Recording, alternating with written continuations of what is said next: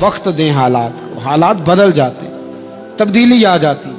اللہ تبارک و تعالیٰ کمزوروں کو طاقتور کر دیا کرتا ہے، غریب کو امیر بنا دیا کرتا ہے۔ اللہ تبارک و تعالیٰ ان لوگوں کو جن کی کوئی آواز سننے والا نہیں ہوتا، ان کی چھوٹی آواز کو اللہ قوت دے دیتا ہے، طاقت دے دیتا ہے۔ شرط یہ ہے کہ آپ استقامت کا مظاہرہ فرمائیں، صبر کا مظاہرہ فرمائیں، آپ تھوڑا اپنی زندگی میں ٹھہراؤ لائیں، آپ تھوڑا حوصلہ کریں۔ آپ فوری طور پر وہ راتوں رات امیر ہونا، راتوں رات باوقار ہونا، راتوں رات چھا جانا۔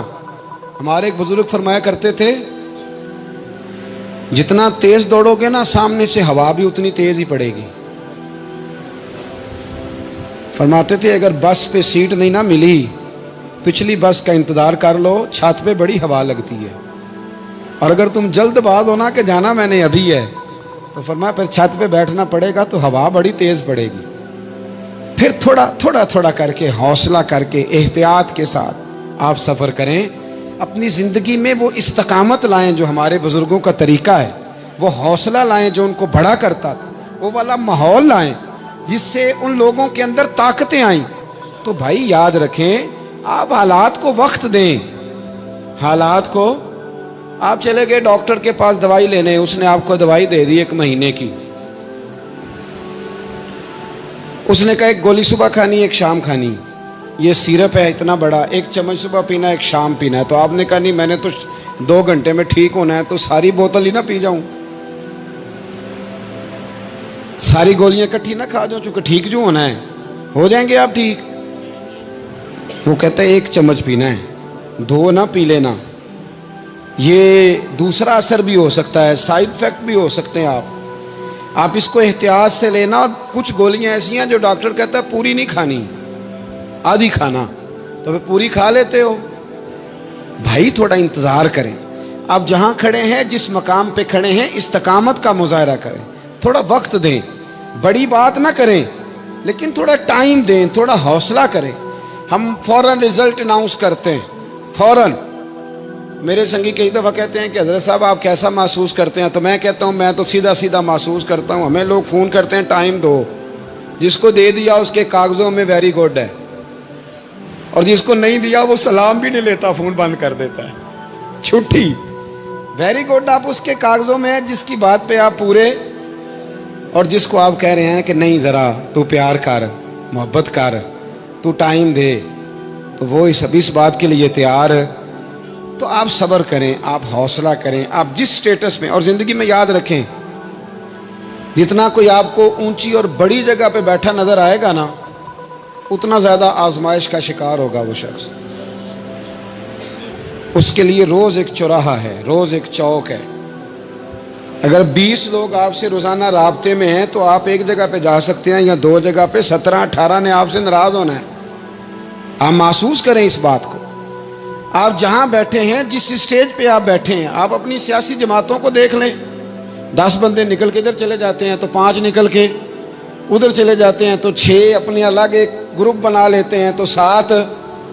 تھوڑا حوصلہ کریں، وقت دیں، حالات وقت پر تبدیل ہو جایا کرتے ہیں، سچائیاں ثابت ہو جاتی ہیں۔ جلد بازی والے ماحول سے نکلیں، حوصلہ، توانائی، یہ درست ہے کہ ہم انسان ہیں، کمزور ہیں، ہمیں پریشانی ہوتی ہے، ہمارے اعصاب پر چیزیں سوار ہوتی ہیں، ہم ٹینشن بھی لیتے ہیں، لیکن بہرحال جب آپ کو آپریشن کرانا ہے تو پھر آپ کو تھوڑی دیر کے لیے آنکھیں بند رکھنی پڑیں گی۔ جب آپ کو ٹھیک ہونا ہے تو پھر آپ کو بیماری کو وقت دینا ہی پڑے گا، پھر آپ کو انتظار کرنا ہے۔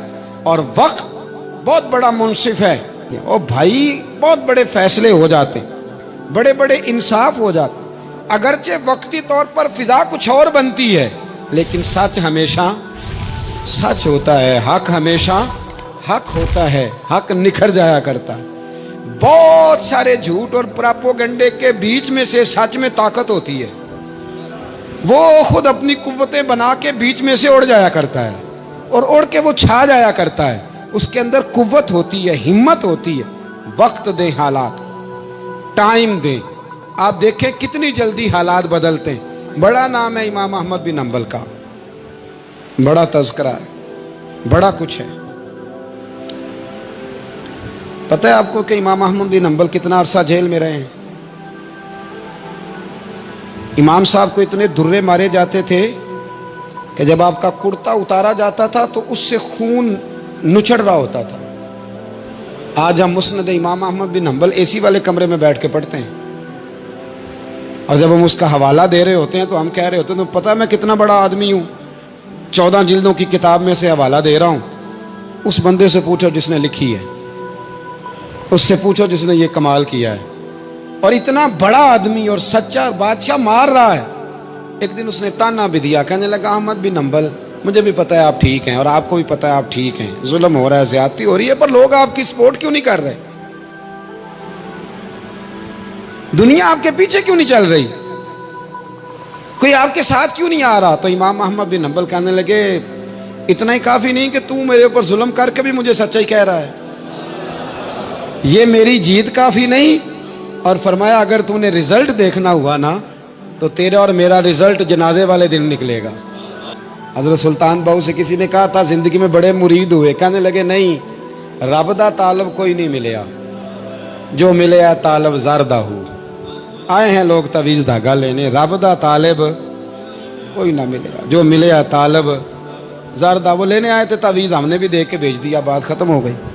शाह बकीउद्दीन इब्ने मखलद के उस्ताद फरमाने लगे कि बेटा तेरा ज़रफ़ बड़ा है और मेरा इल्म थोड़ा है, अगर तूने सही तरह पढ़ना है तो बगदाद इमाम अहमद बिन हंबल के पास चला जा, सही तरह पढ़, फिर वो तेरी तिश्नगी ख़त्म करेंगे, तेरी प्यास बुझा देंगे, चला जा।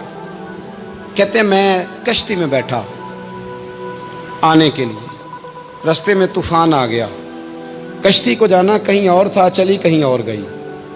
एक जजीरे पे हम उतरे, फरमाते हैं कि वहाँ पैसे वैसे भी ख़त्म हो गए, पत्ते खा के गुजारा करना पड़ा। बगदाद की सिमत का तयन करके पता करके उस तरफ मैं चलने लगा पैदल।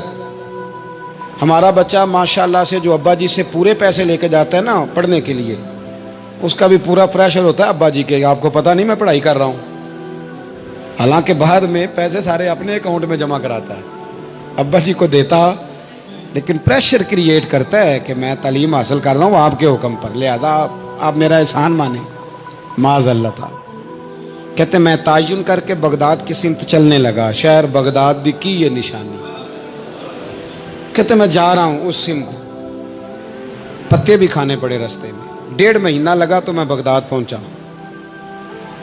अब मैंने लोगों से पूछा कि इमाम अहमद बिन हंबल का मदरसा कहाँ?